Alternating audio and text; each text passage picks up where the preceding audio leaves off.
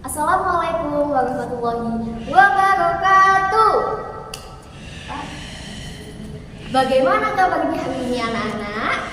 Sehat semua ya? Sehat, alhamdulillah. Oke, anak-anakku, sebelum kita memulai pembelajaran pada pagi hari ini, marilah kita berdoa terlebih dahulu. Sebelum kita berdoa, mari kita bernyanyi terlebih dahulu ya. Oke? Oke. 1, 2, 3. Tangan ke atas menggapai bintang, tangan ke samping burung yang terbang, tangan ke depan ikan berenang. Duduk ya rapi, siap berdoa. Berdoa mulai. Amin. Alhamdulillah, semoga doa tadi membuat ilmu kita bermanfaat pada pagi hari ini.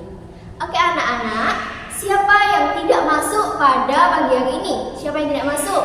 Yeni? Oh iya Yeni. Siapa lagi? Anissa? Iya. Kenapa Yeni sama Anissa tidak masuk? Oh iya, izin. Baik. Dua anak itu sedang izin ya, tidak masuk. Ada lagi? Oh, sudah lengkap ya. Jadi totalnya tetap 20 anak ya, karena duanya tidak masuk izin. Baik. Masih ingat pembelajaran minggu lalu kita tentang apa? Ada yang tahu? Mbak Dina tahu? Iya, tentang nilai-nilai Pancasila. Ya, masih ingat? Apa sih nilai Pancasila yang ke-1? Ketuhanan Yang Maha Esa. Apa contohnya? Bertakwa kepada Tuhan Yang Maha Esa. Betul. Kita sebagai bangsa Indonesia, warga negara Indonesia harus mengikuti, mengamalkan 5 nilai Pancasila. Contohnya yang pertama tadi ada tentang bertakwa kepada Tuhan Yang Maha Esa. Contohnya seperti menaati peraturan agamanya masing-masing. Ya contohnya ya Islam. Juga wajib sholat 5 waktu. Oke anak-anak, kali ini kita akan belajar tentang keberagaman budaya di Indonesia. Nah, ada yang tahu keberagaman budaya itu apa? Iya, apa Mbak Dina?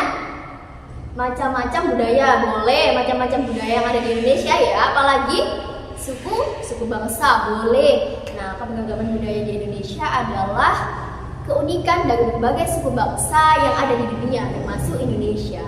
Nah, di Indonesia ini anak-anak, Indonesia itu memiliki 17.000 pulau. 17.000 pulau, yang itu pasti sangat banyak ya. Dan di setiap pulaunya, di setiap daerahnya itu memiliki berbeda-beda suku bangsa, bahasa, budaya. Lalu, keberagaman budaya ini diartikan sebagai kondisi masyarakat dari berbagai macam suku bangsa, budaya, dan bahasa yang memberikan banyak manfaat bagi bangsanya. Nah, karena Indonesia ini memiliki keberagaman budaya, maka Indonesia mempunyai satu semboyan. Ada yang tahu semboyan apa? Iya, apa Mbak? Bhinneka Tunggal Ika. Betul. Karena keberagaman budaya di Indonesia memiliki satu semboyan, yaitu Bhinneka Tunggal Ika. Nah, Bhinneka Tunggal Ika ini memiliki arti yaitu apa? Ada yang tahu? Artinya apa? Berbeda-beda tetapi tetap satu jiwa. Pintar. Nah, di dalam keberagaman budaya Indonesia kita kupas ya satu-satu apa aja sih yang beragam di Indonesia ini. Yaitu yang pertama ada bahasa dan dialek. Oke. Bahasa dan dialek. Menurut etologi, Indonesia memiliki 715 bahasa daerah yang meskipun bahasa Indonesia ini merupakan bahasa resmi negara. Jadi di setiap negara di Indonesia, setiap daerah lah maksudnya ya, setiap daerah di Indonesia itu memiliki bahasa daerahnya masing-masing yang digunakan sehari-hari. Tapi bahasa Indonesia ini mempersatukan agar bangsa Indonesia ini bisa berkomunikasi dengan bahasa yang satu, yaitu bahasa Indonesia. Nah, contohnya ada bahasa apa saja ya? Yang pertama ada bahasa Jawa. Bahasa Jawa ini biasanya digunakan di suku Jawa, khususnya ada di provinsi Jawa Timur, ada di Jawa Tengah, itu menggunakan dengan bahasa Jawa di kehidupan sehari-harinya. Namun ketika hendak kemana, pasti harus bisa menguasai bahasa Indonesia supaya bisa ngobrol atau bisa ngomong sama orang yang tidak ada di Jatim dan Jawa Tengah. Contohnya bisa ngobrol sama orang yang ada di Bandung, itu kan pasti tidak tahu kalau bahasa Jawa ya. Tapi kalau kita sudah menggunakan bahasa Indonesia, pasti dia tahu apa sih maksudnya kita. Nah, selain ada bahasa Jawa, ada bahasa apa lagi? Ada yang tahu? Bahasa Betawi, boleh bahasa Betawi. Bahasa Betawi ini juga ada biasanya di daerah DKI Jakarta. Lalu yang ketiga ada bahasa Sunda, betul. Lalu ada yang keempat ada bahasa Batak, ya Batak. Kelima ada bahasa Minangkabau dan banyak lagi bahasa-bahasa di Indonesia. Yang jumlahnya tadi berapa? 715. Oke. Dan yang kedua ada pakaian adat. Nah, Indonesia saat ini itu memiliki 38 provinsi yang dimana setiap provinsinya itu memiliki pakaiannya adat masing-masing.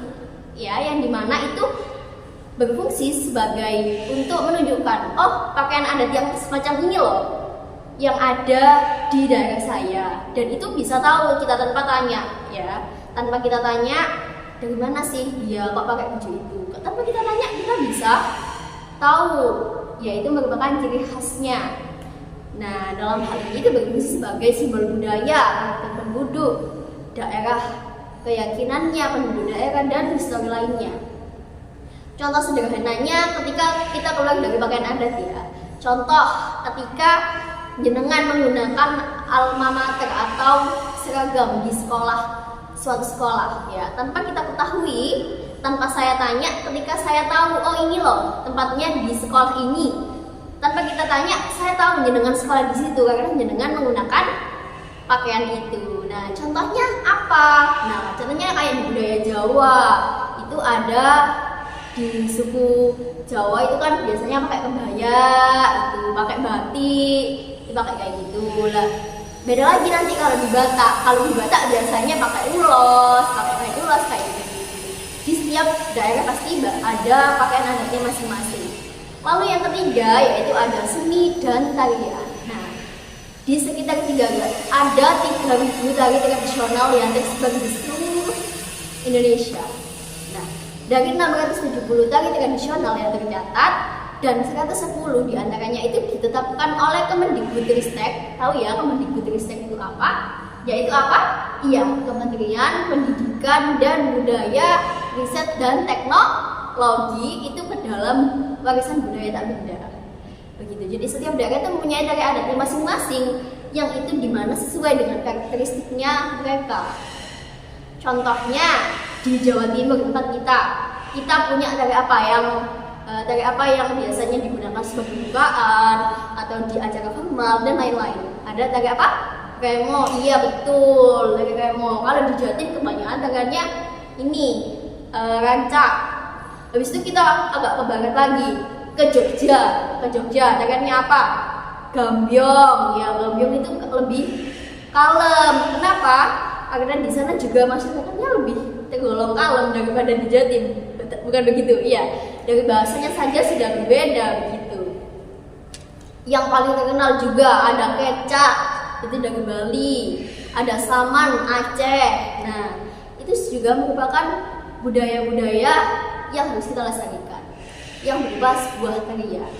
Yang keempat yaitu ada lagu tradisional. Tadi sudah ada pakaian adat, sudah ada tarian, ini juga ada lagi namanya lagu tradisional. Nah, lagu daerah ini memang mirip seperti lagu kebangsaan. Kalau lagu kebangsaan itu menggunakan bahasa Indonesia, namun kalau lagu daerah ini menggunakan bahasa daerahnya masing-masing. Begitu. Jadi kita masih kalau di lagu daerah ini kadang tidak paham ini bahasa apa. Ya itu tadi, kenapa kok lagu daerah? Karena mereka menggunakan bahasa daerahnya masing-masing.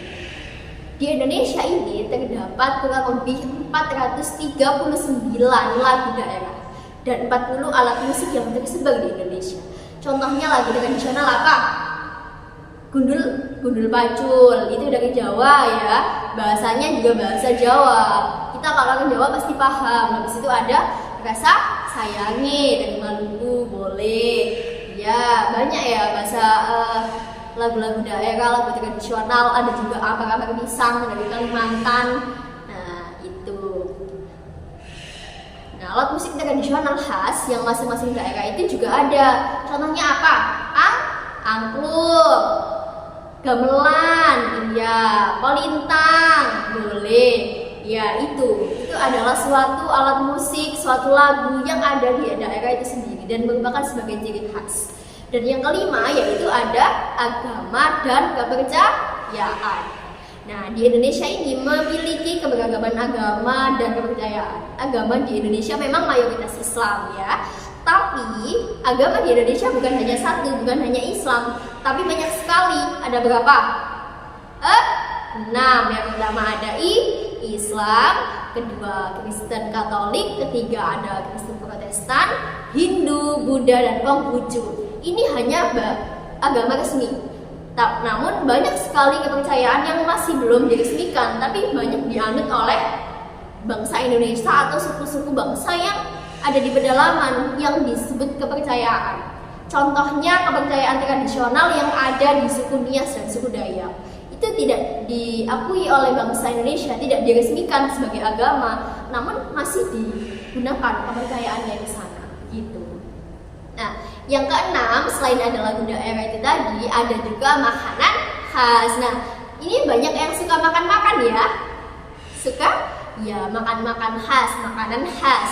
Ini adalah kuliner atau makanan yang juga merupakan produk budaya yang berwujud nyata, yang juga sangat mudah dikenali sebagai identitas suatu daerahnya, gitu. Jadi ketika ada makanan yang itu makanan daerah, pasti kita tahu, oh itu dari mana ya. Dan di setiap provinsi pasti ada. Dan gak hanya satu makanan, tapi lebih makanannya. Contohnya saja gudeg. Nah, asalnya gudeg dari mana? Jogja. Ada lagi pempek. Nah, dari Sumatera Selatan.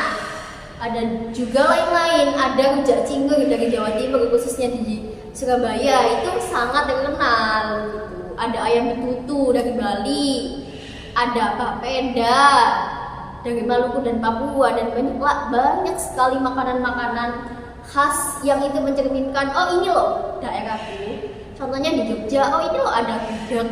Pasti kita tahu gudeg itu dari mana ya, Jogja gitu. Lalu dengan banyaknya keberagaman itu, apa sih manfaatnya untuk kita? Apa sih manfaatnya untuk Indonesia? Karena kenapa tadi sudah Ibu jelaskan ya di awal bahwa keberagaman Indonesia adalah keragaman suku bangsa yang memiliki manfaat untuk bangsanya. Yang pertama yaitu sebagai identitas Indonesia. Nah, manfaat pertama ini adalah keberagaman budaya itu tadi merupakan identitas bangsa Indonesia di kancah internasional. Contohnya saja ada tari kecak yang sudah dikenal di internasional. Pasti di sana tidak menyebutkan itu dari mana, di daerah mana, tapi pasti langsung, oh itu loh di Indonesia, khususnya di Bali. Gitu. Bahkan ada yang mengenal Bali, ya Bali apalagi banyak turis-turisnya itu ada. Ya, dikenalkan di situ ada kecap, lalu itu ada saman dari Aceh. Itu kan sudah ada di kancah internasional. Bahkan keberagaman budaya kita atau hasil budaya kita itu sudah ada yang diakui oleh UNESCO. Begitu. Ada batik, ada wayang kulit. Tuh. Lalu yang kedua sebagai alat pemersatu bangsa. Ya, keberagaman budaya ini juga bisa menjadikan alat pemersatu bangsa walaupun banyak perbedaan. Oleh karena itu, bangsa Indonesia mencetuskan satu semboyan yaitu Bhinneka Tunggal Ika. Lalu yang ketiga ada apa? Ada yang tahu manfaatnya apa? Nah, manfaatnya adalah meningkatkan rasa bangga kita terhadap bangsa Indonesia. Kita harus meningkatkan rasa bangga kita sebagai bangsa Indonesia adalah salah satu manfaat dari keberagaman itu. Keberagaman budaya itu menciptakan banyaknya budaya-budaya yang ada di Indonesia, dan kita harus bangga karena tidak semua negara, tidak semua bangsa memiliki budaya yang berbeda-beda gitu. Lalu kita juga harus tetap tidak bersikap etnosentris ya teman-teman. Meskipun kita banyak sekali budaya, tapi kita tidak boleh etnosentris. Kenapa? Karena etnosentris itu tidak baik dengan budaya kita. Tidak boleh mengagungkan budayanya ini lebih baik dengan budaya lain. Semua budaya baik, ya. Semua budaya baik dan bagus. Jadi tanpa harus mengagungkan budaya aku ini yang paling bagus, budayamu jelek. Itu tidak boleh, ya. Lalu yang keenam itu menumbuhkan sikap nasionalisme. Jadi kita harus buang sikap etnosentris kita dan kita tumbuhkan sikap nasionalismenya.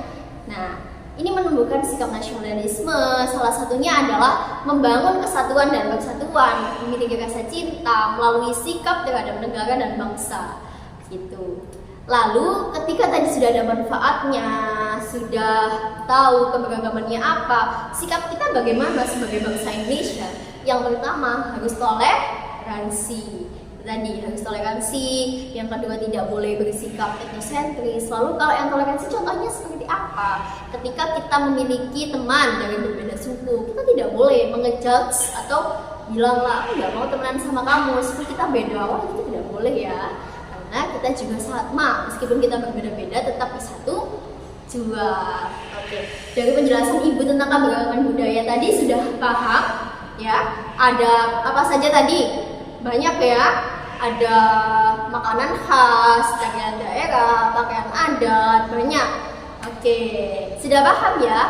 Senang ya, bangga ya sebagai bangsa Indonesia ya, bangga ya. Oke, bangga. Nah, oke, setelah Ibu jelaskan tadi, bisa dibuka LKS-nya halaman 15, yang dimana itu ada menunjukkan rasa bangga terhadap bangsa Indonesia. Ya, sudah dibuka? Iya, betul. Nah, itu tadi bisa dikerjakan. Soalnya bagaimana? Ya, satunya apa? Menunjukkan rasa bangga terhadap bangsa Indonesia melalui menghafalkan lagu daerah. Ya, itu nanti ditulis lagu daerah apa yang dihafal, ya, dicatat, ditulis di situ. Ibu tunggu ya. Oke. Silakan deh mencatat terlebih dahulu. Oke, sudah 5 menit. Sudah selesai. Sudah, oke. Habis ini bisa kita nyanyikan bersama-sama ya lagu daerahnya. Sudah? Oke. Selesai ya KBD-nya? Selesai. Oke, kita ulas kembali apa saja yang tadi setelah Ibu jelaskan. Keberagaman budaya di Indonesia tadi ada apa aja? Yang pertama yaitu 1 tentang pakaian adat, ya boleh. Yang kedua makanan khas. 3 ada agama, ada lagu, ada tarian, apa lagi? Ada bahasa. Ada 6 ya yang kita bahas. Tapi masih banyak lagi.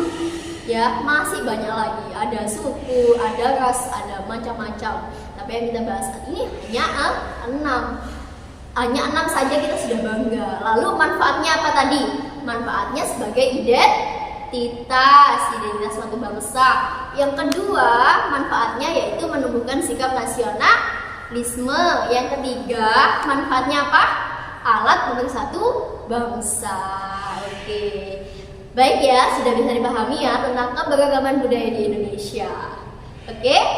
Baik, kita selesaikan dulu pembelajaran kita pada pagi hari ini. Sebelum kita pulang, marilah kita berdoa supaya ilmu yang kita dapatkan hari ini dapat manfaat, berkah, dan berguna bagi kita sendiri, nusa, bangsa, dan agama.